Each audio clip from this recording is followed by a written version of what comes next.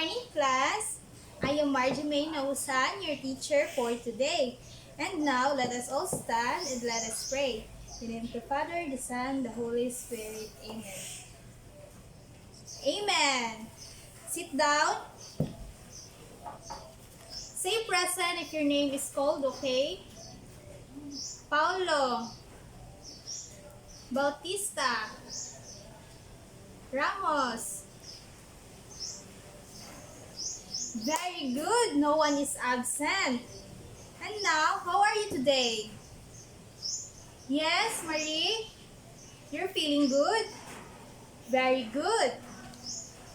And now, before we proceed to our discussion, first, I will show you a picture kung ginagawa nyo ba ito sa inyong bahay.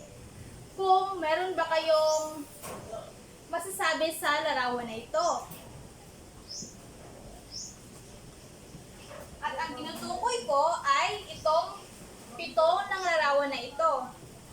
Una, sa nakikita nyo, ang bata ay naghuhugas. Gaano nyo ba ito kadalas ginagawa? Yes? Okay, very good. Sa paglilinis, sa paglalaba, sa paglalaro, pagtatanim, panonood ng television at pag-ehersisyo, gaano nyo ba ito kadalas gawin? Yes? Araw-araw? Wow! So, ano ang nakikita niyo sa larawan na ito? O ano ang masasabi niyo sa larawan na ito? Yes, Bautista? Mga mababait na bata? Wow! Thank you for your answer. And now, let's proceed to the Philippine Physical Activity Pyramid. So, ito ay binubuo ng 4 na antas, which is the everyday, 5 times a week, 2 to 3 times a week, and countdown. So, ito ay tumutukoy sa rekomendadong dalas na paggawa ng iba't ibang physical na gawain. So, sa una natin ay everyday. So, sa everyday, ito yung ginagawa natin araw-araw. Meron tayong play outside, pick up your toys, walk to the store, go for a walk. Ito yung mga ginagawa natin.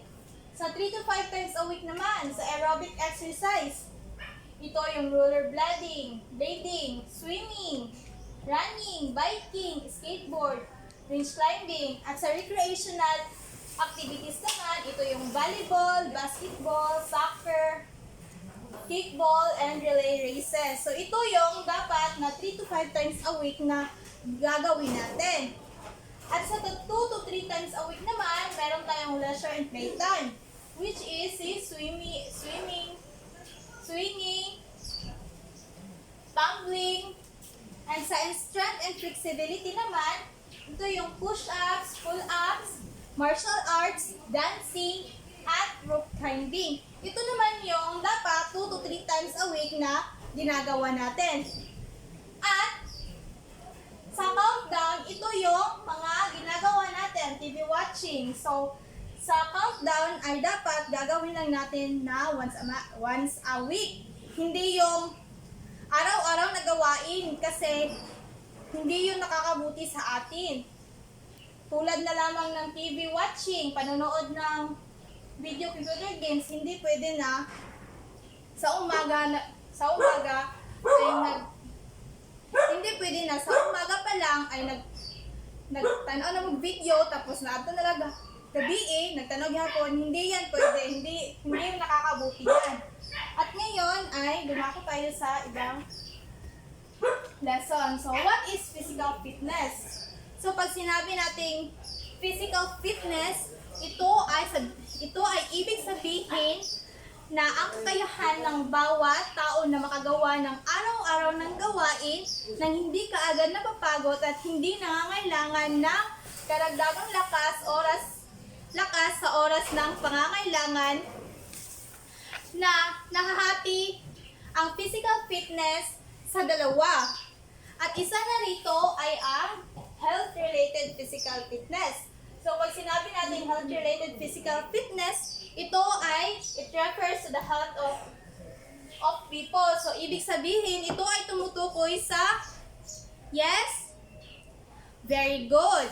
Sa kalusugan ng tao. So, sa health-related physical fitness ay may 5 components tayo sa fitness. Which is, first is cardiovascular endurance. So, sa cardiovascular endurance, ito yung tatag ng puso at baga ang sinusukat. So, ang halimbawa nito ay ang yes, Marie? Running. So, ngayon ay ang gagawin nyo ay tumayo kayong lahat at gayahin nyo ako. So, pag sinabing running, ito yung 1 to 8 natin gagawin. So, mag-say tayo ang lahat. So, 1, 2, 3, go. 1, 2, 3, 4, 5, 6, 7, 8. So, ano ang nararamdaman nyo? Yes? Nahihingal? Very good. So, sit down na muna. At ngayon ay ang muscular strength. So, ito naman yung tatag ng kalamnan. Which is ang halimbawa nito ay ang paghawak ng barbell. At ikatlo ay muscular endurance. Ito naman ay ang lakas ng kalamnan ang sinusukat. Ang halimbawa nito ay ang kamay mo ay idako sa your finger, stand straight and bend your knees and count 1 to 4. 1, 2, 3, 4. Yan lang. At sa flexibility naman, ito ay ang kahatukan o ang nakaabot ng isang bagay na malaya sa pamamagitan ng pag-unat ng kalamnan. So, ang halimbawa nito ay ang stretching. So, sabay-sabay tayo. Kasi tayo ang lahat. Stretching. 1, 2, 3, 4. 1, 2, 3, 4. 1, 2, 3, 4. 1, 2, 3, 4. At ang ikalima ay ang body composition. Ito yung tinitingnan ang dami ng taba at parte ng walang taba. Which is sa babae na mataba na nin-transfer siya o kapayat. So, ito yung mga topic natin ngayon. At ngayon ay maipapagawa ko sa inyo na tukuyin nyo dito kung nami-meet ba sa physical activity ang mga kasagutan dito. So, pass it forward.